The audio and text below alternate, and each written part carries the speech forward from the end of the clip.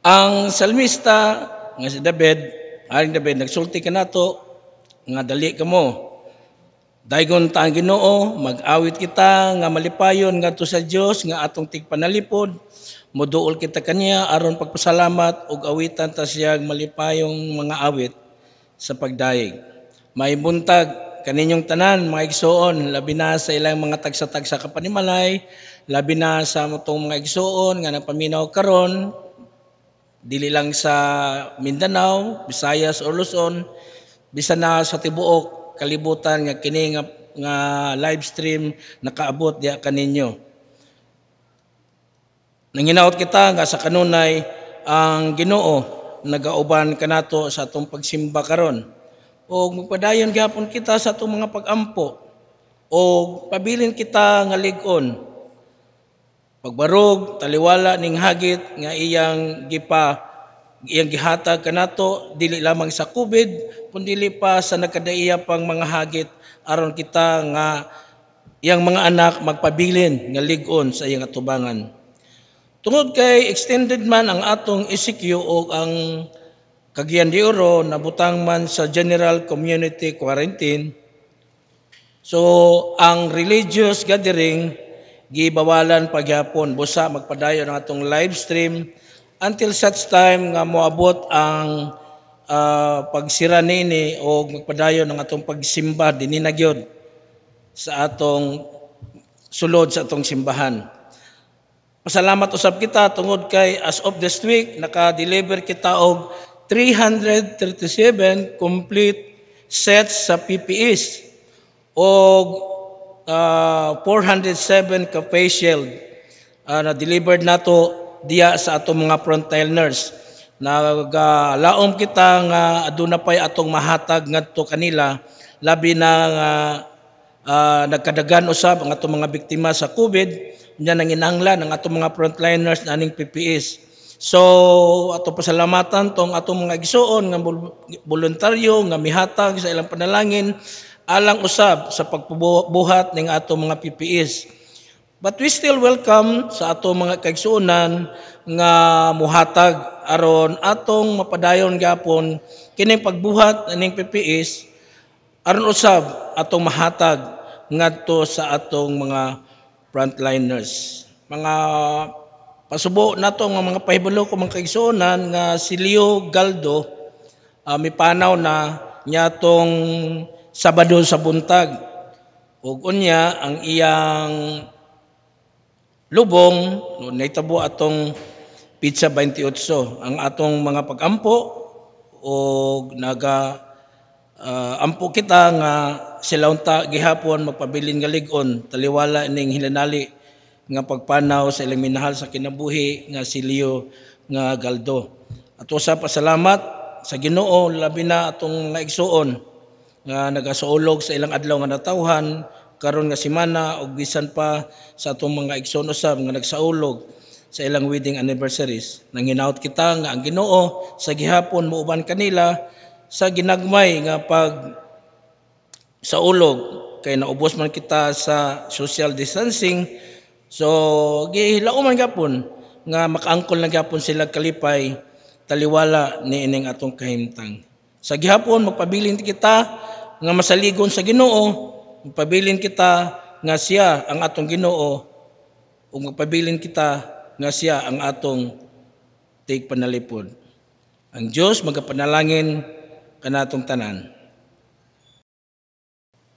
Atong simbahon ang Dios sa ngalan ni Hesukristo, ang atong magbalantay kinsang naggasa kanato sa buhong nga kinabuhi. Siya ang Dios nga nagtultol kanato sa tin-aw nga katubigan ug naglig-on kanato. Simbahon ta ang Dios nga nag-andam kanato og pagkaon atubangan sa atong mga kaaway ug nagdihog sa lana sa atong mga ulo ug nagpaawas sa atong kupa. Dayigon ta ang Dios. Gihangyo kita sa pagtindog ug atong awiton ang awit sa pagdayeg.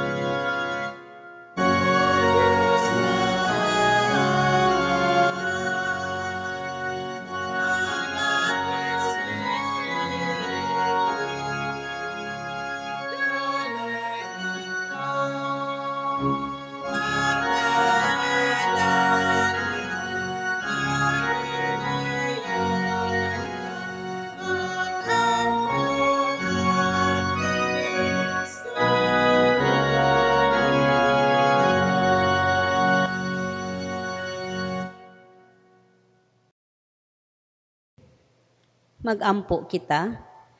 Mahigugmaon namong magbalantay. Ikaw nakaila ug nakahibalo kung kinsa kami. Ikaw ang nag-amuma sa imong katawhan. Sa dihang kami naglakaw sa walog sa kangitngit ug kamatayon.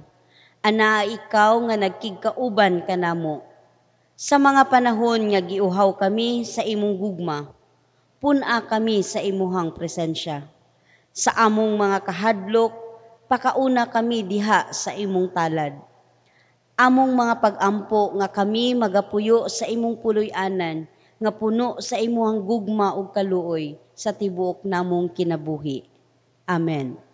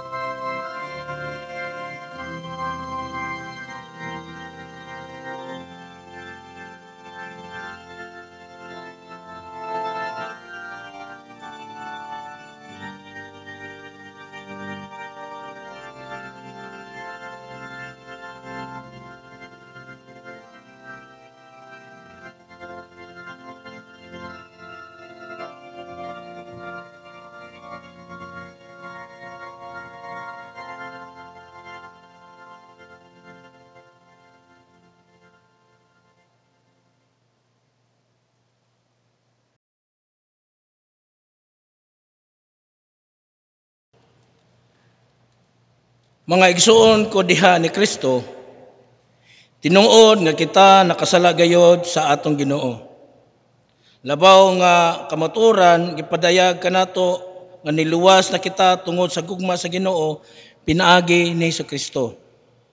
Alang kaninyo nga matinud-anon og mahinulsulon nga nangamuyo sa kaluoy sa Dios, sa ngalan ni Hesus nga atong Ginoo kamo pinasaylo na.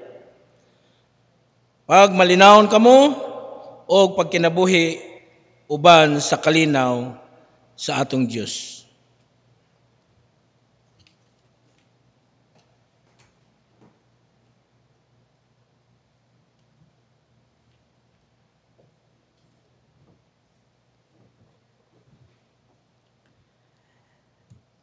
Labing balaan o labing gamhanan, Dios.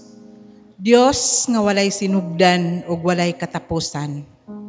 Ania karon sa imong atubangan ang mga hinigugma nimo nga katawhan.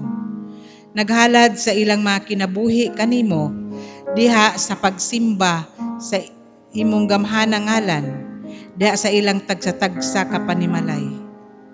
Hiusaha kami karon diha sa imong gugma og ipabati kanamo ang imong presensya samtang kami nagsimba kanimo diha sa espiritu ug sa kamatuoran. Labing gamhanan namo nga Dios, sa among kahimtang karon nakita nimo ang pag-antos sa tagsa-tagsa ug ikaw lamang ang nasayod sa kasulbaran sa among mga giantos karon. Hilabi na sa kaaway sa tibuok kalibutan nga dili makita. Ikaw usab nga among Dios nga dili makita ang adunay gahom sa pagpakig-away niini ug diha sa among pagsalig kanimo among maangkon ang kadaugan, hilabi na gyud ang kinabuhing walay katapusan. Gamhanang Dios, sulod sa kinahiladman sa among mga kasing-kasing, naghangyo kami kanimo karon nga tabunan mo sa hamiling dugo ni Ginoong Hesukristo ang imong mga pinalanggang katawhan sa tibuok kalibutan. Naghangyo kami kanimo nga kadtong mga katawhan nga affected sa coronavirus, pinaagi sa imong gugma, pinaagi sa gamhanang ngalan ni Hesukristo, mamaayo silang tanan. Nagsalig kami sa imong saad nga kun unsay among itugot dinhi sa yuta, imong usab itugot diha sa langit. Busa kaming imong mga katawhan karon. Itugot namo pinaagi sa among mga pag-ampo nga mamatay ang mga virus nga nakaingon sa kahadlok sa imong mga katawhan. Naghangyo kami kanimo nga panalipdan mo usab ang mga frontliners. Hilabi na gyud ang ilang mga pamilya. Naghangyo kami nga hatagan mo ang mga doctors ug ang mga nurses og kaalam. Dugang pasensya sa mga pag-antiman sa mga pasyente.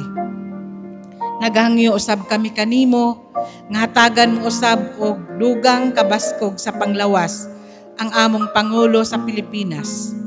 Giyahi siya sa tanan niyang mga desisyon aron maangkon sa imong mga katawhan ang hustisya og kaangayan. Ayaw itugot among gamhanang Dios nga magmadaugon ang tinguha sa imong mga kaaway. Among isalig ang tanan diha kanimo. Nagampo kami, O Dios, nga panalanginan mo ang tanan nga nakasaulog sa ilang adlaw na tawhan diha sa tagsa-tagsa ka nila kapanimalay. Bisan pa niining panahon sa krisis, magpadayon ang among pagkamapasalamaton sa kinabuhi nga imong gitugyan kanamo. Katuusab ang nagsaulog sa ilang wedding anniversaries. Hinaot nga lig-unon mo ang ilang panaghiusa, hilabi na ni ining panahon sa kalisdanan nga among nasinati. Naghangyo kami usab kanimo nga ihatag mo kanamo ang espiritu nga mapailubon samtang anaa kami sa lockdown nga sitwasyon. Gamhi kami sa imong balaang espiritu samtang magapamalandong kami unsa ka importante ang among makinabuhi alang kanimo.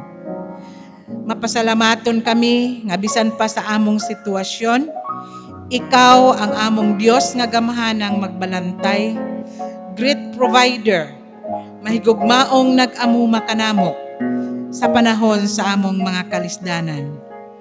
Diha sa imong gugma ug gahom o Dios, itugyan namo ang among makinabuhi, pinaagi sa ngalan sa Amahan, sa Anak, sa Espiritu Santo. Amen.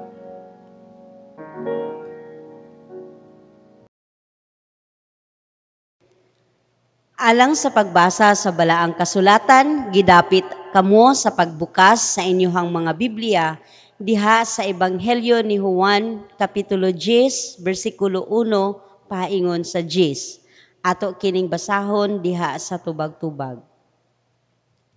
Unya, miingon si Jesus, sultihan ko kamo, ang tao nga dili mo agi sa pultahan inigsulod niya sa turil, apan mukatkat hinuon sa laing bahin niini, kawatan ug tulisan.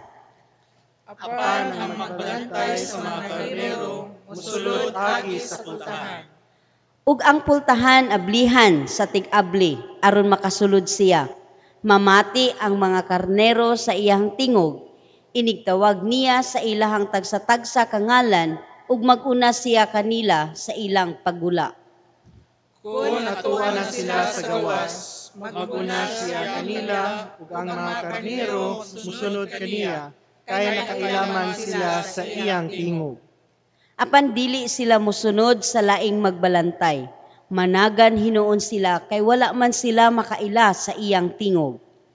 Gisaysay ni Jesus kanila kining sambingaya, apan wala sila makasabot sa iyang gisbilon kanila.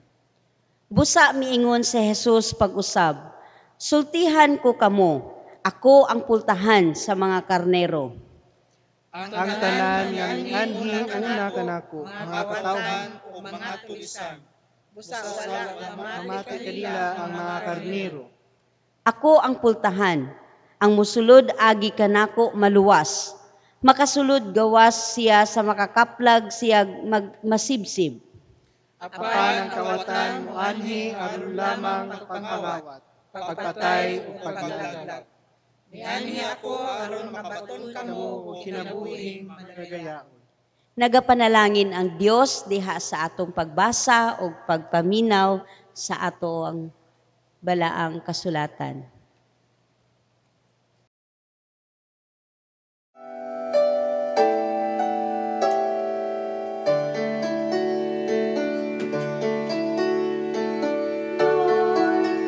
You have searched me and known me.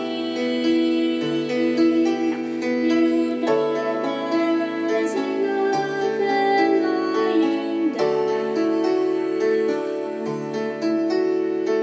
You discern my every thought from far away. I feel your loving presence all around.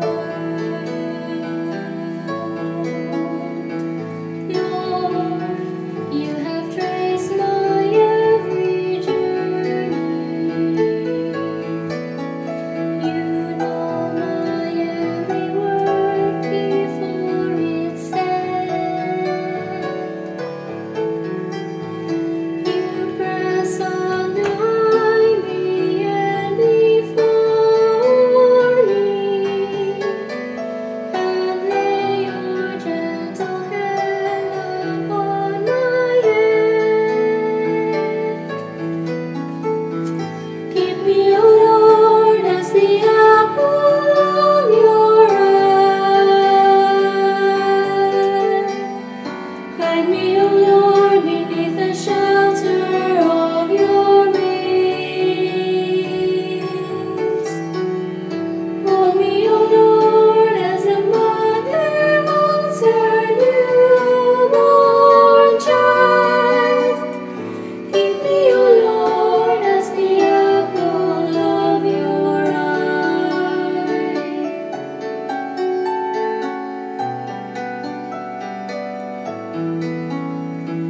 Lord, if I take the wings of the morning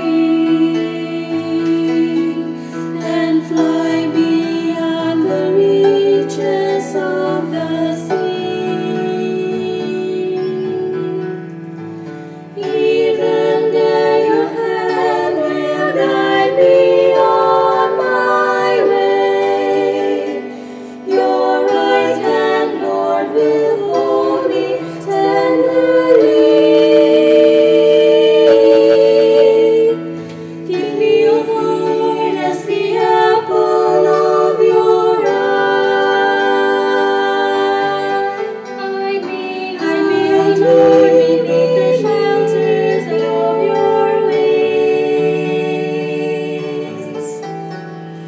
Hold me, O Lord, as a mother holds her newborn child. Keep me as the apple of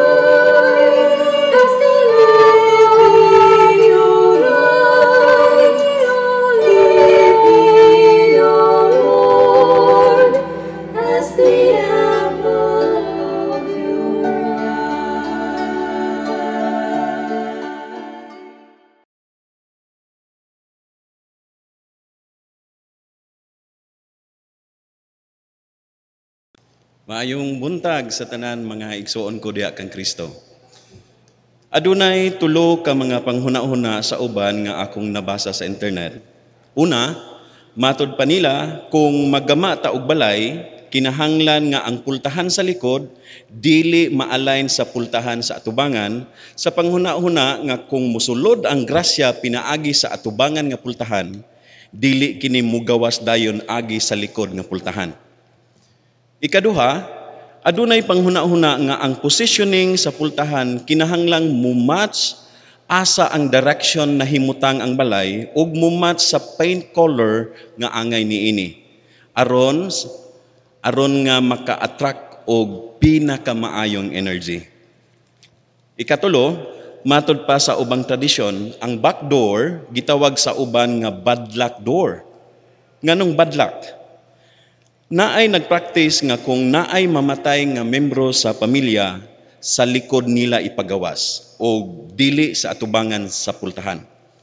Ang uban gasunod nga ang pultahan sa atubangan kinahanglan nga pasulod ang pag-abri aron musulod usab ang panalangin ug ang pultahan sa likod kinahanglang pagawas ang pag-abri aron mugawas usab ang mga daotang pagbati.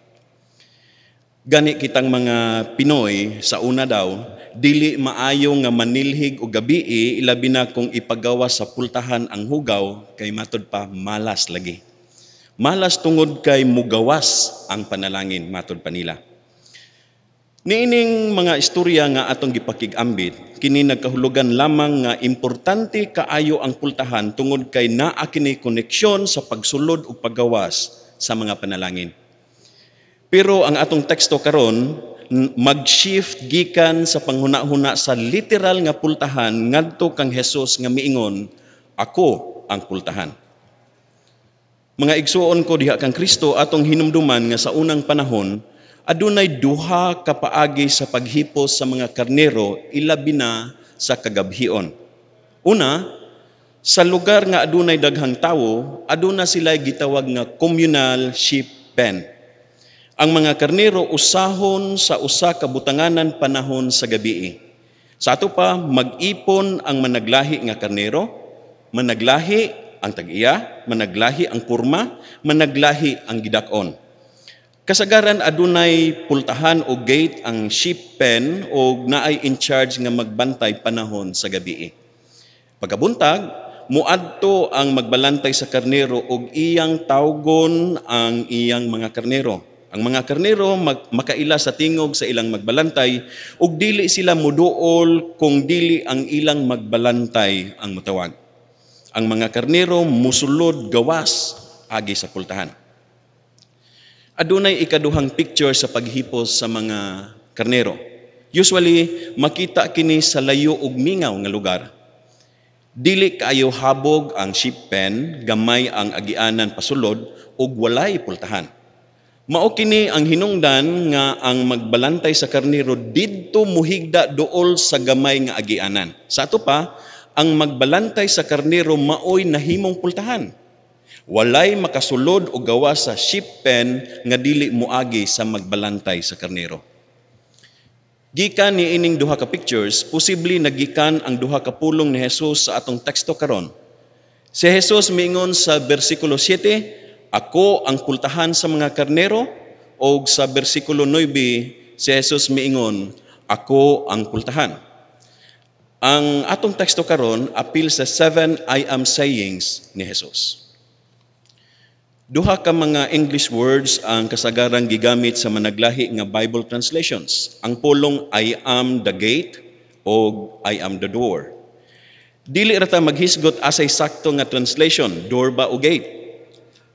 Karong kabuntagon atong lantawon unsay posibleng minsay sa Dios nganong miingon man siya nga I am the gate o I am the door. Pangutana, unsay gamit sa gate o pultahan? Daghang simbolo nga makuha nato gikan niini pero ato lang limitahan sa atong pamalandong karon mugamit lang kita og pipila. Ang pultahan o gate nagasimbolo sa proteksyon o probisyon.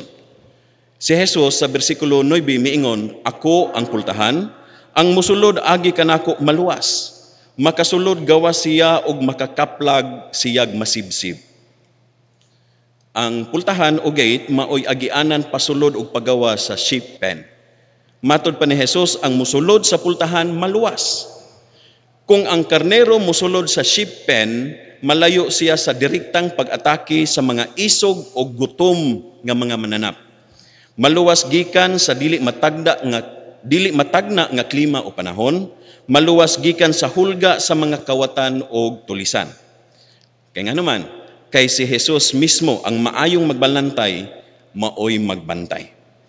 Sa lahi nga teksto, si Jesus miingon nga siya ang maayong magbalantay sa karnero tungod kay kung naay hulga gikan sa kawatan o tulisan o sa mapintas nga mananap, dili siya pareha sa ubang binayran nga magbalantay nga walay pagbati sa mga mananap. Mudagan palayo og biyaan sa hingpit ang mga karnero. Dili ingon ni ana ang kinaiya nga gipakita ni Jesus.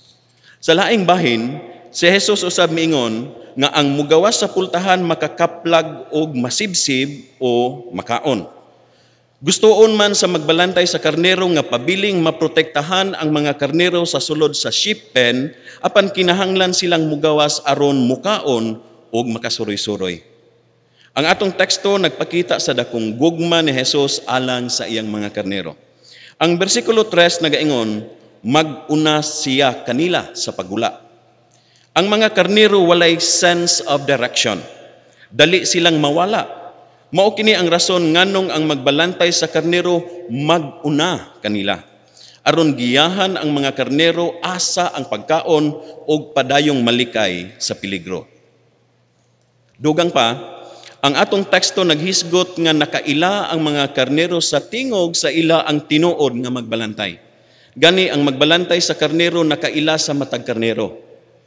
Kini nga picture sa relasyon tali sa magbalantay sa karnero o sa mga karnero mismo, nagpakita nga bisan taliwala sa risgo sa sulod o gawas sa sheep pen, makabaton gihapon sila sa kalinaw tungod kay anaaman ang ilang magbalantay.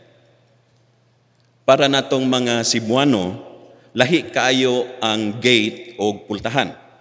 Kung sa balay nga setup, ang gate kasagaran tuwa sa gawas o ang pultahan naa sa sulod.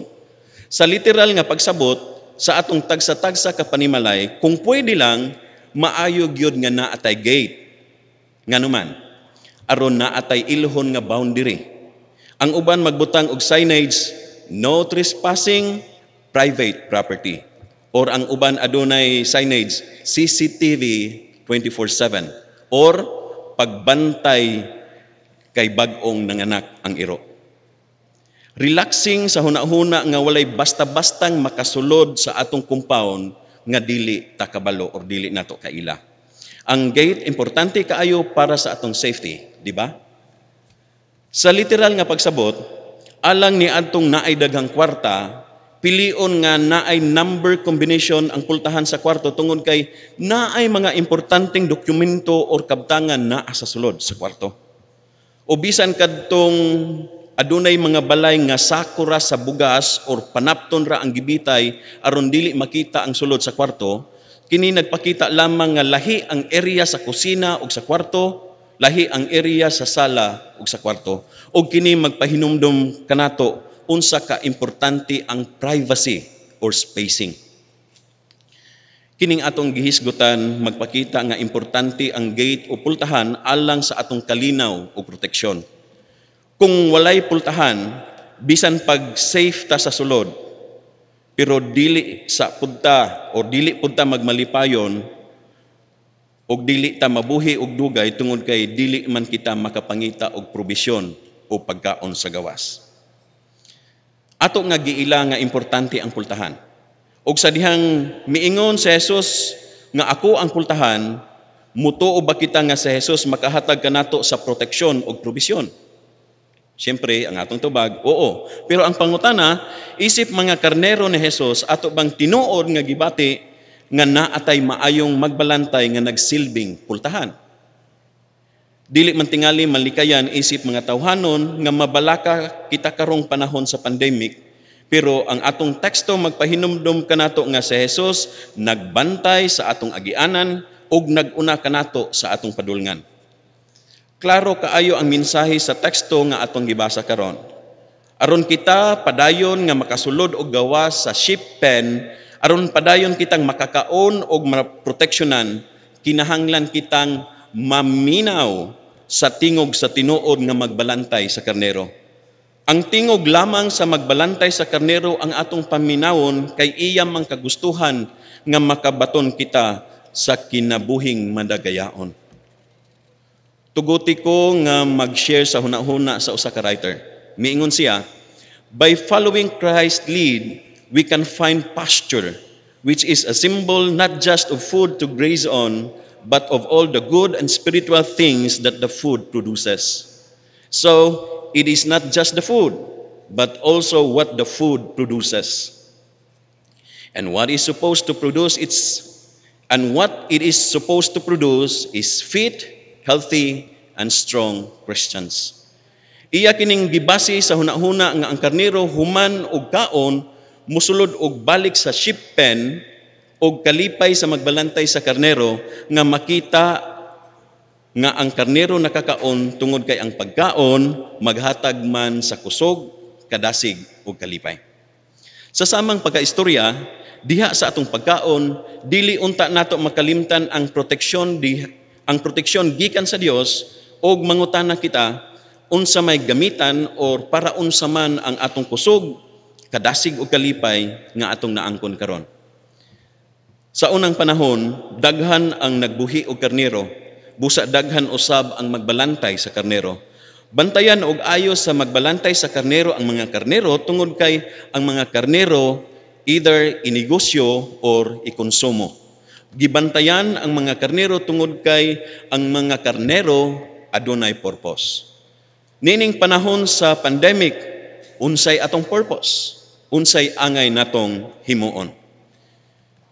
Daghang mga tawo karon bisag gustoon nga magpundo sa balay aron makalikay sa COVID, pero usahay kinahanglan giyong mugawas aron mangita og pagkaon. Kinahanglang mugawas tungod sa trabaho o tungod sa dedikasyon. Atong pagampo nga wala nay matakdan bisag naa nay daghang nang gawas. Atong pagampo nga makabalo ta maminaw sa Ginoo aron magiyahan kita gikan sa mga peligro. Ang peligro tungod sa COVID-19 tinuod. Taas-taas na ang lista sa mga casualties. Ug sumala sa atong teksto, adunay peligro sa sulod o sa gawas sa sheep pen, pero tungod kay naay maayong magbalantay nga nagsilbing pultahan, adunay kaluwasan. Sa atong teksto, ang sheep pen usaray agianan, usaray gate o pultahan. Si Jesus lamang ang agianan. Si Jesus isip maayong magbalantay, mao lamang ang agianan alang sa tanang musulod o mugawas sa sheep pen. Atong pagampo isip mga Kristohanon nga mituo nga si Jesus makahatag kanato sa proteksyon ug probisyon, makabalo usab kita mulihok para sa proteksyon ug probisyon sa uban. Isip pagtapos, padayon kita sa pagpaminaw sa Dios ug hinaot luwas ug malipayon kitang mubuhat alang sa proteksyon ug probisyon alang sa kadaghanan. Usa ka writer mi-emphasize unsa ka importante ang pause. Di ba kung magsulata, na period, na question mark, na pause. Ang pause ginagamit aron muhinay kadali or muhunong kadali ay mo padayon. Siya miingon, practice the pause. Pause before judging, pause before assuming, pause before accusing, pause whenever you're about to react harshly, and you'll avoid doing and saying things you will later regret. Usahay dali ta makasaway sa ubang tawo tungod kay wala ta kabalo sa ilang kahimtang. Ang pause magtudlo kanato unsay angay natong buhaton sumala sa perspektibo sa atong Ginoo ug dili tungod sa atong kaugalingong emosyon, kahibalo ug pagsabot. Ang mga karnero buluyagon, magbuot sa ilang kaugalingon, pero giatiman sila sa ilang magbalantay. Atong pagampo nga magpabilin kitang tinuod nga Kristohanon bisan niining atong panahon karon, ug ato kining iampo tungod kay nagkinahanglan kita sa kalig-on o giya sa atong Ginoo.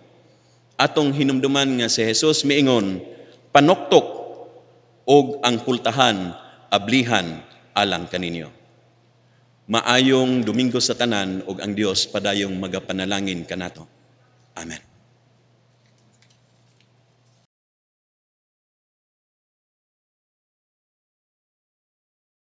Ang Dios nga magbalantay nagatiman kanato. Kita iyang gisangkap sa tanan natong kinahanglan. Ang atong magbalantay nagtawag kanato sa paghigugma sa matag usa, diha sa kamatuuran ug sa buhat. Ipadalata ang atong mga gasa nga nagapadayag sa atong pagsalig sa pag-atiman sa atong magbalantay. Ang atong mga halad magapadayag sa atong kadasig sa paghigugmaay.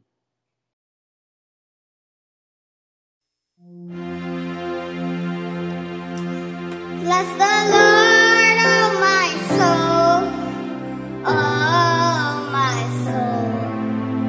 Worship His holy name. Sing like never before, oh my soul. I'll worship Your holy name.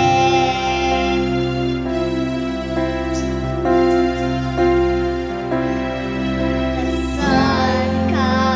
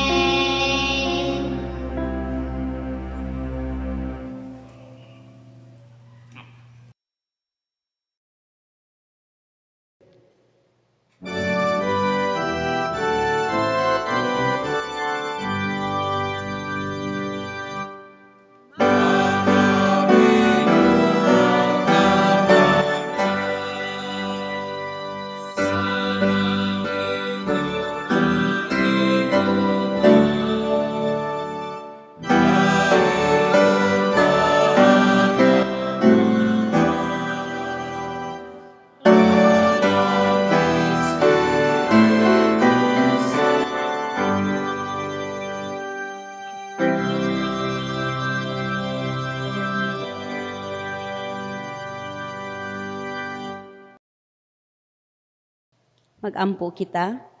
Mahigugmaon nga Dios, ikaw nagiya kanamo sa kanunay ug nagsangkap kanamo sa matag adlaw. Bunga sa among mga pagpasalamat, gidala namo kanimo ang among mga halad.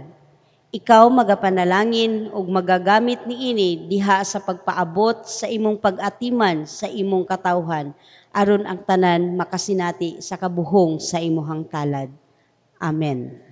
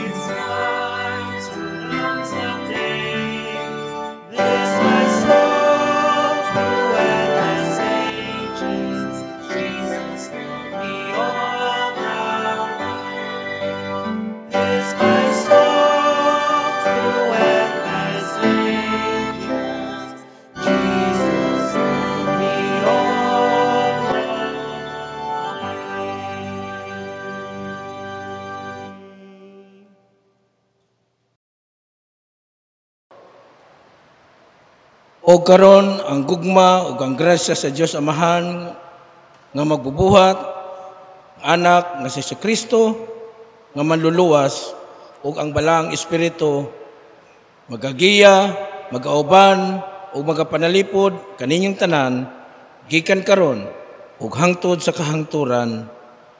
Amen.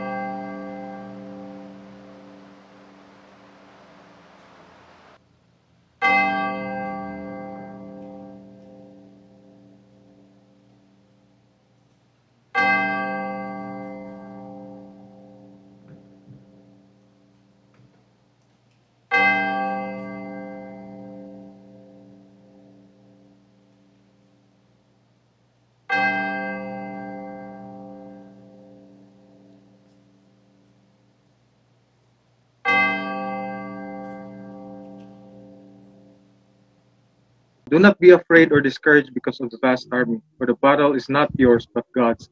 To do what you're called to do, but that's all God now. As Christians, kita ang take arm into that fight for all of us to work together as one.